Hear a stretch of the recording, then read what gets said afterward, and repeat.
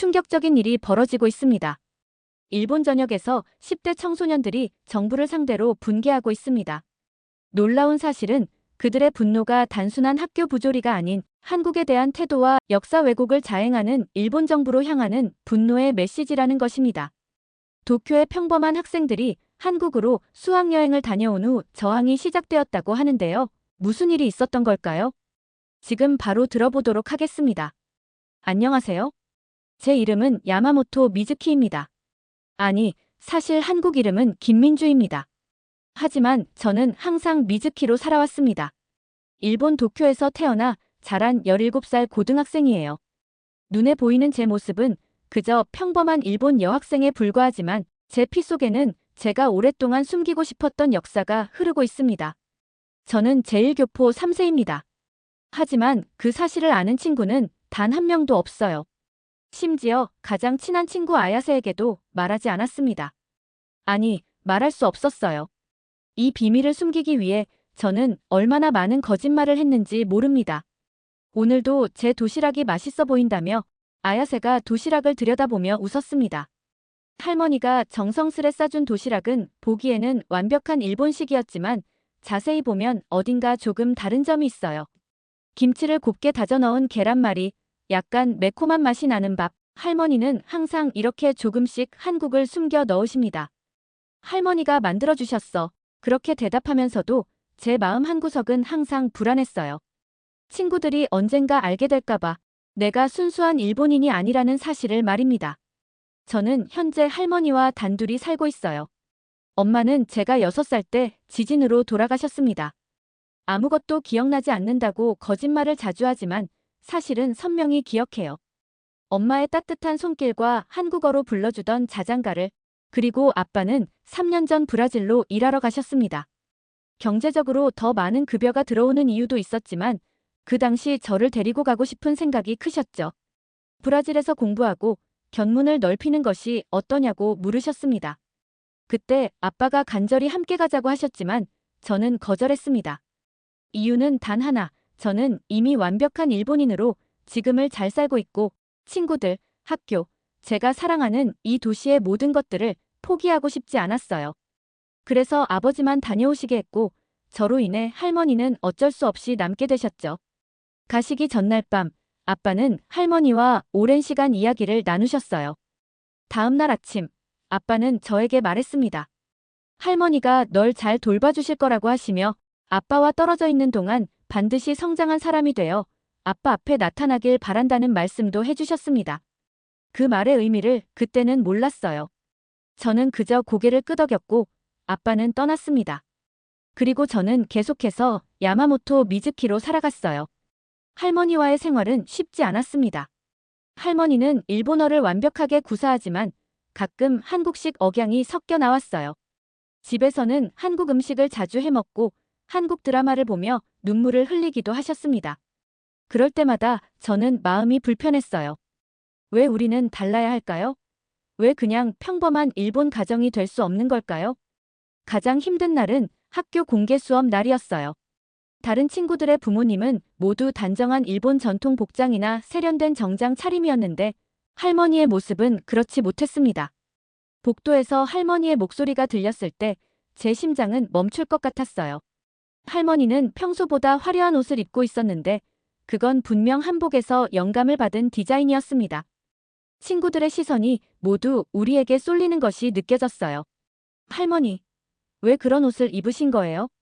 말을 마치기도 전에 저는 할머니를 빈 교실로 이끌었습니다. 할머니의 얼굴에는 상처받은 표정이 역력했지만 저는 그때 그걸 무시했어요. 미즈키, 내가 뭘 잘못했니? 할머니의 떨리는 목소리에 죄책감이 몰려왔지만 그때 저는 너무 어렸고 이기적이었습니다. 할머니, 제발 그냥 다른 일본인들처럼 해주세요. 저는 눈에 띄고 싶지 않아요. 그 말을 하는 순간 할머니의 눈에서 눈물이 고이는 것이 느껴졌습니다. 그 눈물 한 방울에는 할머니가 평생 겪어온 아픔이 고스란히 담겨 있었지만 그때 저는 그것을 읽을 수 없었어요. 미안하다 하시면서 저의 한국 이름을 불러주셨습니다. 그 이름은 마치 다른 세계에서 온 소리처럼 낯설게 느껴졌어요. 할머니는 소매로 붉어진 눈시울을 닫고 흐트러진 머리를 정리했습니다. 다음부터는 조심하도록 하겠다며 저를 부끄럽지 않게 하겠다고 말하시며 조용히 빈 교실 밖을 지나 학교를 빠져나가셨습니다. 저는 그 자리에 얼어붙은 채로 남았습니다. 그날 이후 할머니는 학교 행사에 다시는 나타나지 않았어요. 아프다는 핑계를 대거나 일이 있다고 말하셨습니다. 그리고 저는 그것이 편했습니다.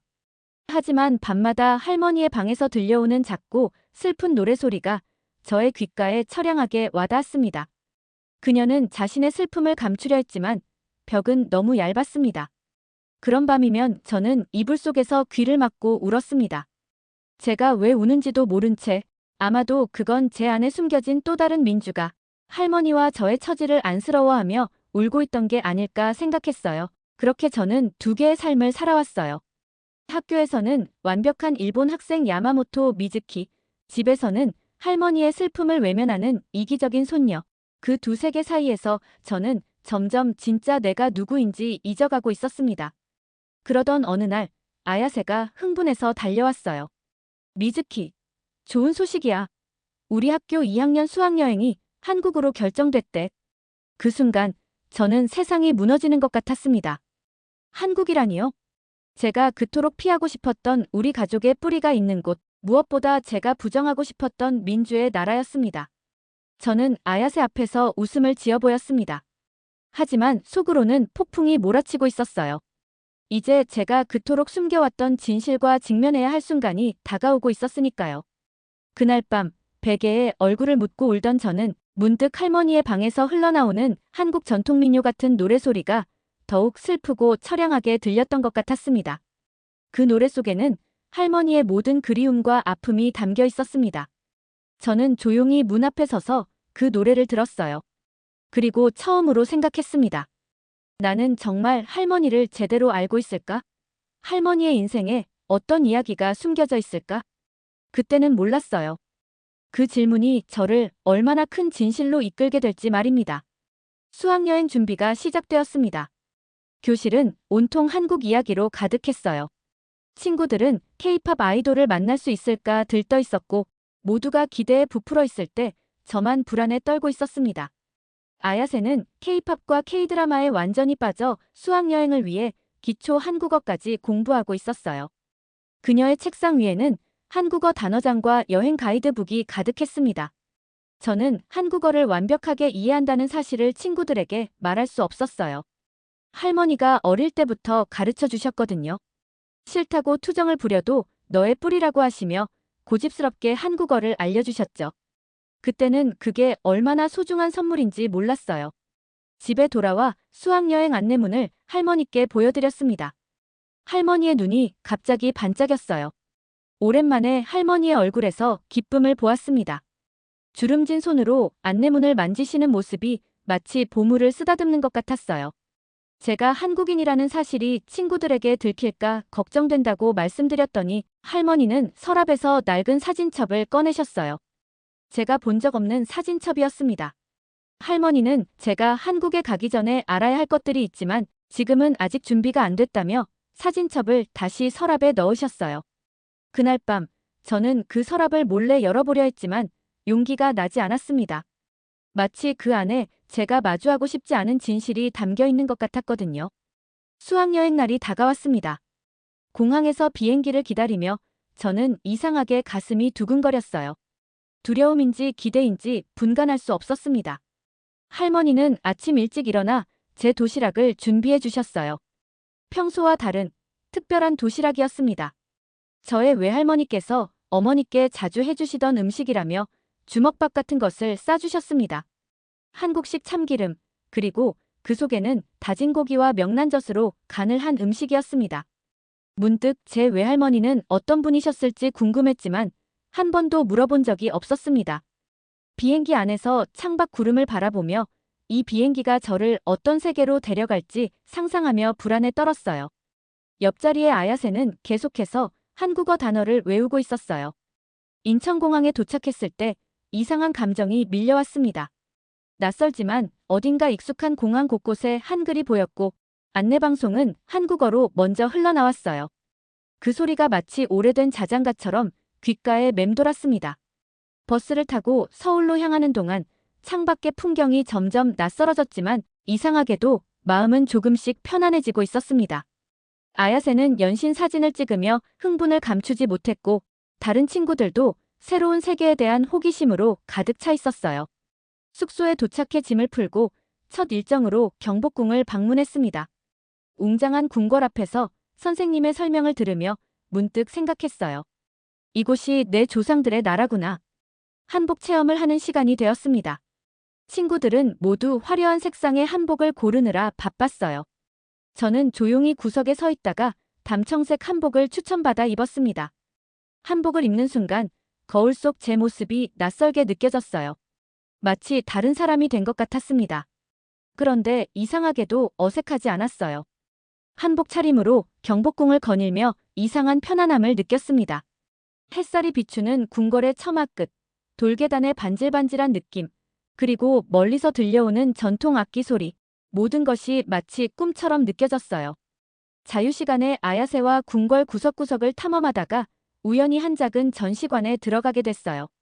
그곳에는 일제시대 당시의 사진들과 자료들이 전시되어 있었습니다. 흑백 사진 속에는 고통스러운 표정의 한국인들이 있었어요. 그중 한 사진에 시선이 고정되었습니다. 강제징용으로 끌려가는 젊은이들의 모습이었어요. 그들의 눈에 담긴 절망이 제 마음을 찔렀습니다. 아야세도 충격을 받은 듯 했어요. 일본 학교에서는 이런 내용을 제대로 가르쳐주지 않았다고 중얼거렸습니다. 맞아요. 일본 교과서에는 이런 내용이 거의 없었어요. 우리는 침략의 역사를 진출이라는 단어로 배웠고 강제징용은 모집이라는 말로 포장되어 있었죠. 전시관을 둘러보던 중 평화의 소녀상이라는 사진 앞에 멈췄습니다. 의자에 앉아 하늘을 바라보는 소녀의 모습, 그 옆에는 일본군 위안부 피해자를 기리는 상이라는 설명이 있었어요. 위안부라는 단어가 머릿속을 강타했습니다. 할머니가 가끔 악몽을 꾸시며 중얼거리던 그 단어였으니까요. 그 순간 갑자기 어지러움이 몰려왔어요. 소녀상의 눈빛이 제 마음을 뚫어보는 것 같았어요. 마치 너는 알고 있었니라고 묻는 것처럼 말입니다. 숙소로 돌아오는 버스 안에서 저는 계속 그 소녀상을 생각했습니다. 창밖으로 흘러가는 풍경은 아름다웠지만 제 마음은 무거웠어요. 숙소에 도착해서도 그 생각을 떨쳐낼 수 없었습니다. 저녁 식사 후 아야세가 눈길이라는 영화를 함께 보자고 했어요. 위안부 할머니들 이야기를 다룬 영화라고 했습니다. 그 순간 제 심장이 멈춘 것 같았어요. 하지만 저도 그 진실을 마주해야 할 때가 온 것 같았습니다. 영화를 보는 내내 제 가슴은 찢어질 듯이 아팠어요. 눈 덮인 길을 걸어가는 소녀들, 그들이 겪은 말할 수 없는 고통, 그리고 수십 년이 지난 후에도 지워지지 않는 상처, 특히 눈 내리는 배경 속에서 벌어지는 참혹한 현실이 더욱 선명하게 다가왔어요. 영화가 끝나고 아야세는 눈물을 흘리며 너무 미안한 일이라고 울먹였어요. 그녀는 이런 역사적 진실을 몰랐다는 사실에 충격을 받은 것 같았습니다. 그녀는 왜 제게 사과하는 걸까요? 영화 속 가해자들이 그녀의 조상이라서? 아니면 그동안 이러한 역사적 진실을 모르고 살아왔다는 사실 때문일까요? 그날 밤, 저는 혼자 남아 오랫동안 창밖을 바라보았어요. 영화 눈길의 장면들이 머릿속에서 떠나지 않았어요. 서울의 밤하늘은 도쿄와 다르지 않았지만 오늘 밤 제가 느끼는 감정은 전혀 달랐어요. 문득 할머니의 모습이 떠올랐어요. 할머니의 눈에 담긴 슬픔, 가끔 중얼거리시던 이해할 수 없는 말들, 그리고 서랍 속에 숨겨둔 사진첩, 모든 것이 이제 새로운 의미로 다가왔습니다. 용기를 내어 할머니에게 전화를 걸었어요. 한밤중이었지만 할머니는 첫 번째 벨소리에 전화를 받으셨습니다. 할머니에게 오늘 위안부 할머니들 이야기를 알게 됐다고 말씀드렸어요. 잠시 침묵이 흐른 후 할머니는 한숨을 내쉬셨습니다. 서랍 속 사진첩에 대해 물었더니 할머니는 떨리는 목소리로 그것이 외증조 할머니의 이야기라고 하셨어요. 제 외증조 할머니께서 위안부셨는지 직접 여쭤봤습니다. 전화기 너머로 할머니의 흐느낌 소리가 들렸어요. 할머니의 말씀에 따르면 외증조 할머니는 살아서 돌아오셨지만 그 상처는 절대 아물지 않았다고 해요. 많은 분들이 돌아오지 못했을 때 그분은 기적적으로 돌아오셨지만 그 고통은 평생 그분을 떠나지 않았다고 했습니다. 그날 밤 저는 처음으로 제 뿌리에 대한 진실과 마주했어요. 그리고 깨달았습니다. 제가 그토록 부정하고 싶었던 한국인이라는 정체성, 그 안에는 용기와 생존의 역사가 담겨 있다는 것을, 그리고 할머니의 침묵 속에는 보호하고 싶었던 저를 향한 사랑이 있었다는 것을요. 호텔 방 창문을 통해 서울의 불빛을 바라보며 저는 조용히 결심했습니다. 이제 더 이상 도망치지 않고 진실을 마주하겠다고 마음먹었습니다. 그때 제 아내 민주가 깨어나고 있었습니다. 한국에서의 둘째 날, 저는 다른 사람이 된 기분으로 눈을 떴습니다. 어제의 충격은 여전히 제 마음속에 눈처럼 쌓여 있었어요. 외증조 할머니가 위안부였다는 사실은 제 정체성에 대한 모든 것을 뒤흔들었습니다. 아침 식사 시간, 아야세는 평소와 다르게 조용했어요. 그녀도 어제 본 영화에 큰 충격을 받은 듯 했습니다. 테이블 건너편에서 그녀와 눈이 마주쳤을 때 그녀는 약하게 미소 지었어요. 그 미소에는 어제의 슬픔이 아직 남아 있었습니다. 오늘의 일정은 전쟁기념관 방문이었어요. 버스에 오르며 마음이 무거웠습니다. 어제의 발견 이후 이 방문이 어떤 의미를 가질지 두려웠어요.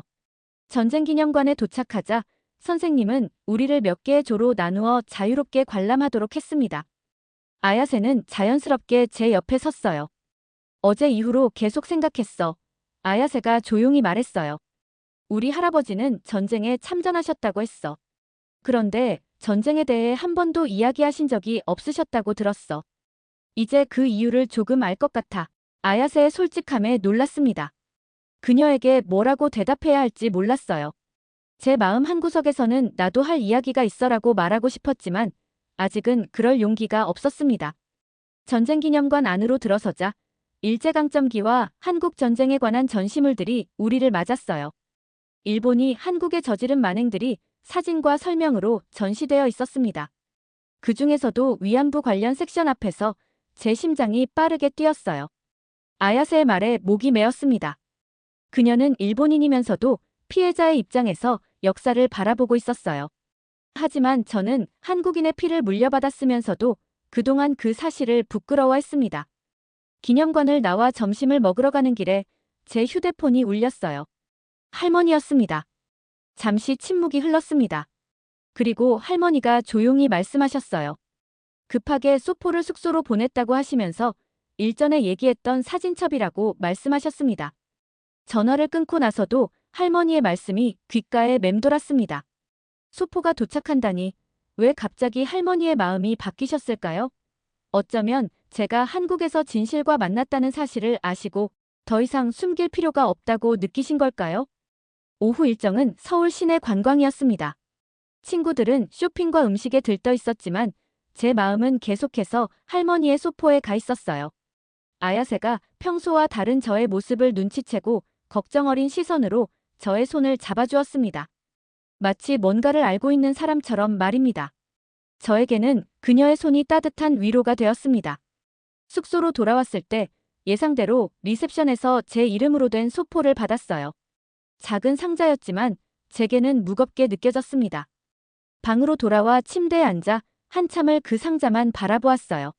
마침내 용기를 내어 상자를 열었습니다. 안에는 낡은 가죽 표지의 사진첩과 봉투 하나가 들어있었어요. 먼저 봉투를 열었습니다. 할머니의 손글씨로 쓰인 편지였어요. 사랑하는 민주에게 이 사진첩은 내 외증조 할머니의 것이란다. 그분은 16살 때 일본군에 의해 강제로 끌려가 3년간 위안부로 지내다 기적적으로 살아 돌아오셨어. 그분의 이름은 김정순. 너와 비슷한 나이에 그런 고통을 겪으셨지. 돌아오신 후에도 그 상처는 평생 그분을 떠나지 않았단다. 그분의 딸, 내 외할머니는 그런 어머니 밑에서 자라면서 많은 고통을 함께 나누셨어. 내 어머니는 그런 가족사를 이해하고 존중했지. 민주야, 내가 이 진실을 피하고 싶다는 마음을 이해해. 하지만 진실을 아는 것이 우리를 자유롭게 한단다. 부끄러워할 것은 내가 누구인지가 아니라 우리가 진실을 외면하는 것이란다. 사랑한다. 우리 손녀 민주. 눈물이 편지 위로 떨어졌습니다. 할머니가 겪으셨을 고통, 그리고 저를 위해 그 아픔을 말하지 않으셨던 사랑이 느껴졌어요. 떨리는 손으로 사진첩을 펼쳤습니다. 첫 페이지에는 젊은 여성의 사진이 있었어요. 한복을 입고 조용히 미소 짓고 있는 모습이었습니다. 사진 아래에는 김정순 1940년이라고 적혀 있었어요. 그 다음 페이지부터는 많은 사진이 없었습니다. 대신 신문 스크랩, 짧은 메모, 그리고 말라버린 꽃잎이 끼워져 있었어요. 몇 페이지를 넘기다 보니 1990년대로 보이는 사진들이 나왔습니다. 젊은 여성분들이 다른 노인 여성들과 함께 일본 대사관 앞에서 시위하는 모습이었어요. 그 사진들 옆에는 작은 글씨로 진실을 위해 싸우고 있는 한국의 어머니들이라고 메모가 적혀 있었습니다. 점점 최근의 사진으로 오면서 저의 아주 어린 시절의 모습도 보였습니다. 외증조 할머니의 무릎에 앉아있는 저의 작은 손을 잡고 계신 사진이었어요. 제가 기억하지 못하는 순간들이었어요. 제가 나온 사진의 뒤에는 작은 글씨로 쓰여져 있었습니다. 우리의 희망 민주야. 부디 내가 우리의 고통을 모른 채 자유롭게 살아가기를 바란다. 사진첩을 덮고 오랫동안 울었습니다. 제가 그토록 부정하고 싶었던 한국인 정체성, 그것은 단순한 혈통이 아니었어요. 그것은 생존과 저항, 그리고 용기의 역사였습니다. 누군가 문을 두드렸어요. 아야세였습니다. 그녀는 제가 저녁 식사에 내려오지 않아 걱정했다고 했어요. 그녀의 얼굴을 보는 순간 갑자기 모든 것을 말하고 싶어졌습니다. 더 이상 숨기고 싶지 않았어요. 아야세, 나 사실은 그 순간 목소리가 떨렸어요. 나는 제1교포 한국인이야. 그 말을 내뱉는 순간 어깨에서 무거운 짐이 내려가는 기분이었습니다. 아야세의 눈이 커졌지만 곧 그녀의 표정이 부드러워졌어요. 아야세가 조용히 말했어요. 그래서 이 여행이 너에게 특별했구나. 제가 고개를 끄덕였어요. 아야세는 잠시 생각에 잠겼다가 다시 입을 열었습니다. 그럼 너의 한국 이름이 어떻게 되니? 저는 망설임 없이 나는 김민주야라고 대답했습니다. 아야세가 제 이름을 천천히 발음했어요. 이쁜 이름이라고 미소를 지었습니다. 아야세에게 모든 것을 털어놓았습니다. 외증조 할머니의 이야기, 할머니가 보내주신 사진첩, 그리고 제가 얼마나 오랫동안 제 정체성을 부정하고 살아왔는지를 아야세는 말없이 들어주었어요. 그리고 제가 이야기를 마쳤을 때 그녀는 제 손을 꼭 잡았습니다. 아야세는 일본인으로서 저의 가족이 겪은 일에 대해 진심 어린 표정으로 미안하다고 했습니다. 그리고 저는 그건 아야세 잘못이 아니라고 말했고 오히려 부끄러워해야 할 건 내 뿌리를 부정했던 내가 더 부끄러워해야 된다고 했습니다. 그날 밤 아야세와 함께 호텔 옥상에 올라갔습니다. 서울의 밤하늘 아래 우리는 나란히 앉아 미래에 대해 이야기했어요. 아야세는 역사학을 전공하고 싶다고 했고 저는 처음으로 제 진짜 꿈을 말했습니다. 한국어와 일본어를 모두 구사하는 특성을 살려 양국의 화해와 이해를 돕는 통역사가 되고 싶다고 했어요. 나는 통역사가 되고 아야세는 역사학자가 되어 미래에 함께 진실을 전하자고 다짐했습니다. 그 말에 다시 눈물이 났습니다. 하지만 이번엔 슬픔의 눈물이 아니었어요. 처음으로 제 정체성이 짐이 아닌 선물처럼 느껴졌습니다. 그날 밤 꿈에서 한 소녀가 눈이 내리는 길 위에 서 있었는데 그 소녀의 얼굴이 사진첩에서 본 모습이었습니다. 그 소녀는 말없이 저를 바라보시다가 천천히 미소 지으셨어요. 잠에서 깨어났을 때 창밖으로 새벽빛이 비치고 있었습니다. 침대에서 일어나 창가로 걸어갔어요. 서울의 아침이 밝아오고 있었습니다. 그 풍경을 바라보며 생각했어요. 이제 저는 더 이상 도망치지 않을 것이며 제 뿌리를 받아들이고 그 안에서 힘을 찾을 거라고 외쳤습니다. 거울 앞에서 제 한국 이름을 소리내어 말해보았어요. 안녕하세요. 저는 김민주입니다. 이 외침이 저의 새로운 여정을 시작하게 만들어주었습니다. 한국에서의 마지막 날, 아침부터 비가 내렸습니다. 창밖으로 보이는 서울의 풍경이 흐릿했지만 제 마음은 그 어느 때보다 선명했어요. 짐을 싸면서 지난 며칠간의 변화를 생각했습니다. 미즈키로 왔지만 민주로 돌아가는 기분이었어요. 아야세는 아침 일찍 제 방을 찾아왔습니다. 그녀의 손에는 작은 선물 상자가 들려 있었어요. 어제 저녁 제가 잠든 사이 명동에 나가 샀다고 했습니다. 상자를 열어보니 작은 나비 모양 브로치였어요. 한국 전통 문양이 새겨진 아름다운 보석이었습니다. 변화와 자유의 상징이라고 저에게 딱 맞는 것 같아서 샀다고 아야세가 말했어요. 브로치를 가슴에 달고 거울을 보니 마치 다른 사람이 된 것 같았습니다. 어제의 저와 오늘의 제가 다른 사람처럼 느껴졌어요. 단순히 장신구 하나가 바뀐 게 아니라 제 안에서 무언가가 깨어난 것 같았습니다. 호텔을 나서기 전 할머니께 전화를 드렸어요. 이제 일본으로 돌아간다고, 그리고 많은 것을 알게 되었다고 말씀드렸습니다. 할머니의 목소리에서 안도감이 느껴졌어요. 집에 오면 더 많은 이야기들을 함께 나눌 수 있을 것 같다고 할머니가 떨리는 목소리로 말씀하셨습니다. 비행기 안에서 창밖으로 구름 위의 풍경을 바라보며 돌아갈 일본에서의 삶이 어떻게 달라질지 생각했습니다. 여전히 두려움이 있었어요. 친구들에게 제 진짜 정체성을 밝힐 용기가 있을까? 학교에서 저를 다르게 볼까? 무엇보다 할머니와의 관계는 어떻게 변할까? 도쿄에 도착했을 때 비가 그치고 햇살이 비치고 있었습니다. 공항 로비에서 아야세와 헤어질 시간이 왔어요. 그녀는 제 손을 꼭 잡았습니다. 학교에서 보자, 민주야. 아야세가 처음으로 제 한국 이름을 불렀어요. 그 순간 뭔가 커다란 변화가 시작되었다고 느꼈습니다. 현관문을 열자 할머니의 얼굴이 보였어요. 할머니의 눈에는 눈물이 고여 있었습니다. 할머니, 제가 돌아왔어요.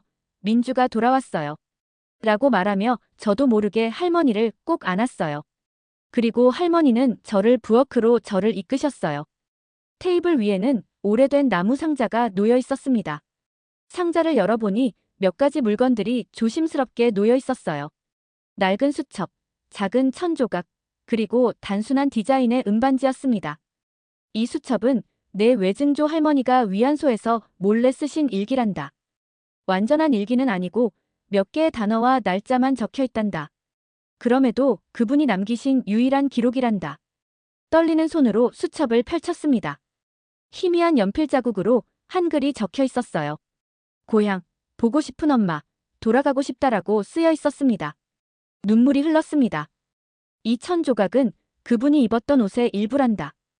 해방 후 돌아오셨을 때 입고 있던 옷이지. 각 물건을 만지며 외증조 할머니의 삶과 직접 연결된 느낌이 들었습니다. 이것은 교과서나 영화 속 이야기가 아닌 제 피 속에 흐르는 실제 역사였어요. 할머니께 왜 이제야 알려주셨냐고 물었습니다. 그녀는 깊은 한숨을 내쉬면서 제가 이 무거운 역사를 감당할 수 있을지 두려웠고 또 일본에서 차별받지 않기를 바랬고 그저 행복했으면 했다고 하셨습니다. 그날 밤 저는 처음으로 할머니와 함께 한국 음악을 들었습니다. 할머니가 좋아하는 옛 가요였어요. 가사는 다 이해할 수 없었지만 그 선율이 제 마음에 깊이 스며들었습니다. 할머니는 노래에 맞춰 작은 목소리로 따라 부르셨어요. 그 목소리에서 그리움과 애잔함이 느껴졌습니다. 내일부터 학교에서도 제가 누구인지 숨기지 않을 거라고 말씀드렸습니다. 할머니는 놀란 표정을 지으셨다가 이내 따뜻한 미소를 지으셨습니다. 창밖으로 도쿄의 밤하늘을 바라보았습니다. 같은 하늘 아래 서울이 있고 제 뿌리가 있다고 생각하니 마음이 따뜻해졌어요. 이제 저는 더 이상 그 연결을 부정하지 않을 것입니다. 오히려 그 연결 속에서 힘을 찾아갈 거예요. 침대에 누워 눈을 감으며 생각했습니다. 내일은 새로운 시작이 될 거라고. 야마모토 미즈키로 살아온 시간이 끝나고 김민주로서의 삶이 시작되는 날이 될 거라고. 그 여정이 쉽지 않을 것임을 알고 있었지만 이제 저에게는 진실이 있었고 그 진실이 주는 힘이 있었습니다. 잠들기 전 창가에 아야세가 준 나비 브로치를 올려두었어요. 달빛이 브로치에 반사되어 벽에 작은 빛의 무늬를 만들었습니다. 그 빛이 마치 저를 응원하는 것처럼 느껴졌어요. 변화와 자유의 상징. 이제 저도 나비처럼 새롭게 태어날 준비가 되었습니다. 수학여행에서 돌아온 다음 날, 저는 평소보다 일찍 일어났습니다. 오늘은 특별한 날이었으니까요. 교복을 입으며 거울에 비친 제 모습을 오래 바라보았어요. 겉으로는 어제와 같은 야마모토 미즈키였지만 속으로는 완전히 다른 김민주가 되어 있었습니다. 민주야, 아침 먹으러 내려오렴. 할머니의 부르는 소리에 계단을 내려갔어요. 식탁 위에는 평소와는 다른 아침 식사가 차려져 있었습니다. 한국식 아침이었어요. 밥과 된장국, 김치, 그리고 몇 가지 밑반찬이 정갈하게 놓여 있었습니다. 할머니의 눈에는 걱정과 자부심이 함께 담겨 있었어요. 된장국의 구수한 향이 코끝을 찔렀어요. 어릴 적 할머니가 가끔 해주시던 맛이었지만 그때는 이 음식이 가진 의미를 몰랐습니다. 이제는 달랐어요. 이 맛은 제 뿌리였고 저와 할머니를 연결해주는 끈이었습니다. 집을 나서기 전 작은 결정을 했어요. 아야세가 선물한 나비 브로치를 교복 왼쪽 가슴에 달았습니다. 작은 변화였지만 저에게는 큰 의미가 있었어요. 더 이상 숨지 않겠다는 선언과도 같았습니다. 학교로 가는 길은 평소와 같았지만 제 마음은 전혀 달랐어요. 각 걸음마다 심장이 빠르게 뛰었습니다. 오늘 어떤 말을 해야 할지, 친구들이 어떤 반응을 보일지 상상하며 불안했지만 동시에 이상한 해방감도 느껴졌어요. 교실 문 앞에서 잠시 멈춰 섰습니다. 심호흡을 하고 문을 열었어요. 예상과 달리 교실은 이미 활기찬 토론으로 가득 차 있었습니다. 친구들이 모여 수학여행에서 본 것들에 대해 열띤 이야기를 나누고 있었어요. 그건 단순한 진출이 아니라 명백한 침략이었어. 우리 교과서에는 왜 이런 내용이 제대로 나와 있지 않은 거지?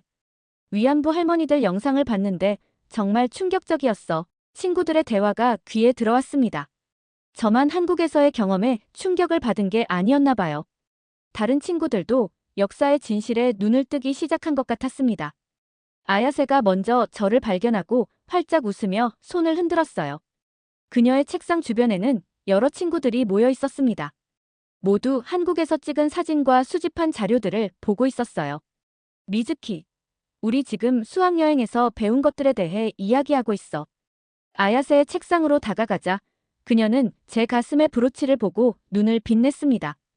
그녀만 알 수 있는 미소를 지었어요. 친구들 사이에 끼어 저도 대화에 참여했습니다. 우리 정부가 왜 이런 역사적 사실을 인정하지 않는 거지? 증거가 이렇게 많은데 사토가 분노에 찬 목소리로 말했어요. 교과서에서도 이런 내용은 거의 다루지 않고 마치 일부러 숨기는 것 같아라고 다나카가 덧붙였습니다. 미즈키, 너는 어땠어? 수학여행에서 가장 충격적이었던 건 뭐였어? 요코가 제게 질문했어요. 그 순간 모두의 시선이 저에게 쏠렸어요. 제 심장이 빠르게 뛰기 시작했지만 더 이상 감출 이유가 없다는 생각이 들었습니다. 사실 내가 말하고 싶은 게 있어. 내 이름은 야마모토 미즈키가 아니고 김민주라고 해. 나는 제1교포 3세야. 순간 교실에 정적이 흘렀어요. 하지만 그 침묵은 예상과 다르게 오래가지 않았습니다. 친구들의 표정에서 놀라움은 빠르게 이해와 지지로 바뀌었어요. 왜 이제야 말을 하냐며 요코가 물었습니다. 부끄러웠다고, 달라 보이는 게 싫었고 그냥 다른 친구들처럼 평범하게 지내고 싶었다고 얘기했습니다. 다나카가 제 어깨를 토닥였어요. 사토가 갑자기 일어섰습니다. 그래서 더 화가 나. 우리 정부가 계속 진실을 부정하고 사과도 제대로 하지 않는 것이 얼마나 잘못된 일인지 이제야 알겠어. 예상치 못한 지지에 눈물이 날 것 같았어요. 제가 그토록 두려워했던 순간이 오히려 우리를 더 가깝게 만들어주고 있었습니다. 그때 오자와 선생님이 교실에 들어오셨어요. 선생님은 우리의 열띤 대화를 듣고 잠시 서 계셨습니다. 아침부터 아주 중요한 대화를 나누고 있네요. 라고 선생님이 말씀하셨어요. 아야세가 담대하게 질문했습니다. 선생님, 왜 우리 교과서에는 일본군 위안부나 강제징용 같은 역사적 사실이 제대로 다뤄지지 않나요?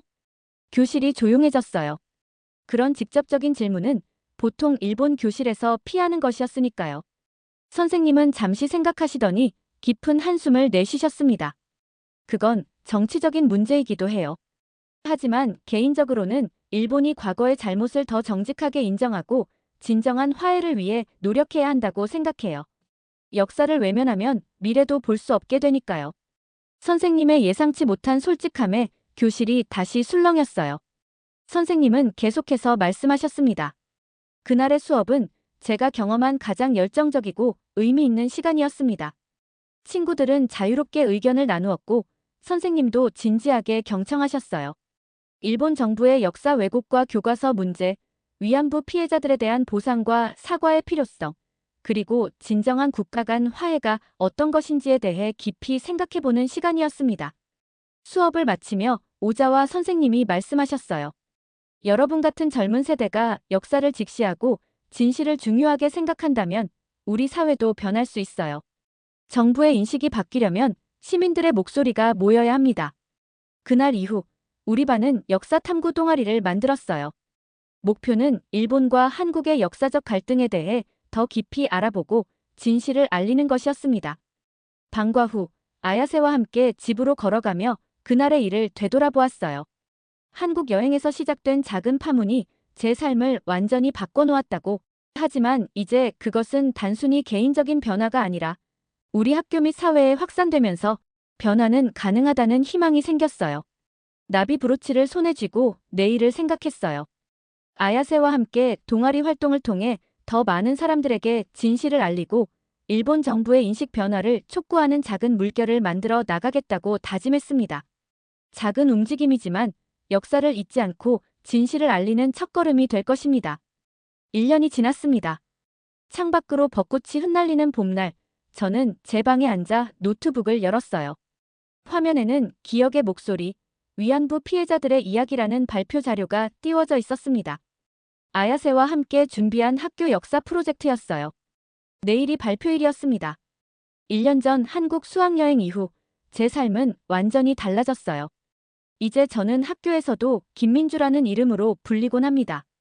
공식 서류에는 여전히 야마모토 미즈키로 적혀 있지만 친구들과 선생님들은 제 한국 이름을 자연스럽게 받아들여 주었어요. 아야세와 시작한 작은 프로젝트는 점점 커져서 이제는 학교 역사 동아리의 주요 활동이 되었습니다. 우리는 위안부 피해자들의 증언을 수집하고 일본 교과서에서 다루지 않는 역사적 사실들을 연구했어요.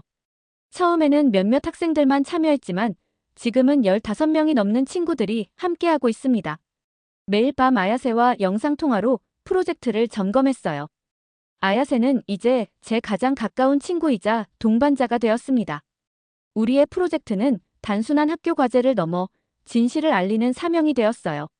특히 오자와 선생님의 지지가 큰 힘이 되었습니다. 선생님은 처음에는 이 주제가 논란이 될 수 있다고 우려하셨지만 우리의 진지함을 보시고는 적극적으로 도와주셨어요. 다음 날 아침, 평소보다 일찍 일어났습니다. 교복을 입고 거울 앞에 섰어요. 가슴에는 아야세가 준 나비 브로치와 함께 새로 산 무궁화 모양의 작은 핀을 나란히 달았습니다. 두 개의 문화, 두 개의 정체성을 상징하는 것 같았어요. 학교 강당에 들어서자 수많은 학생들이 앉아 있었습니다. 무대 위에 올라 마이크 앞에 섰을 때 심장이 터질 듯이 뛰었어요.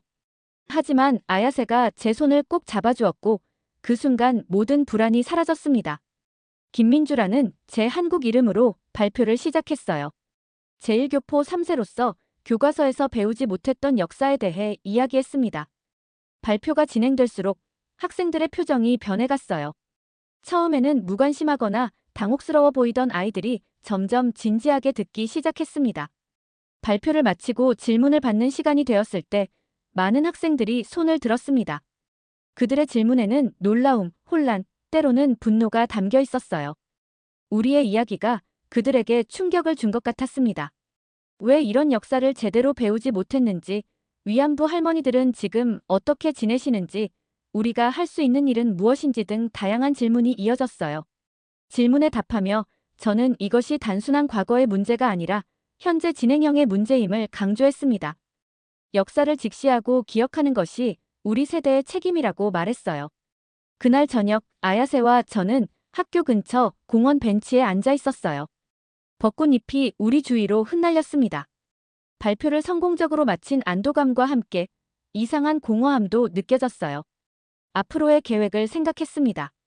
동아리 활동을 더 확장하고 다른 학교와도 교류하며 언젠가는 위안부 피해자 할머니들을 직접 만나 뵙고 싶다는 마음이 들었어요. 그날 밤 창가에 앉아 별을 바라보며 생각했어요. 1년 전 그 수학여행이 저를 얼마나 변화시켰는지, 제가 부끄러워하던 정체성이 이제는 제 가장 큰 자부심이 되었다는 것을, 그리고 무엇보다 저는 이제 두 세계 사이의 다리가 되어가고 있다는 것을 느꼈습니다. 할머니께서 보여주신 외증조 할머니께서 쓰신 글귀, 잊지 않겠습니다. 꼭 기억하겠습니다. 이 글귀를 소리내어 읽으면서 이제 지금을 살아가는 전 세계 여성들과 미래를 살아갈 우리 자녀들이 역사의 의미를 깨우칠 수 있도록 진심을 다하겠습니다.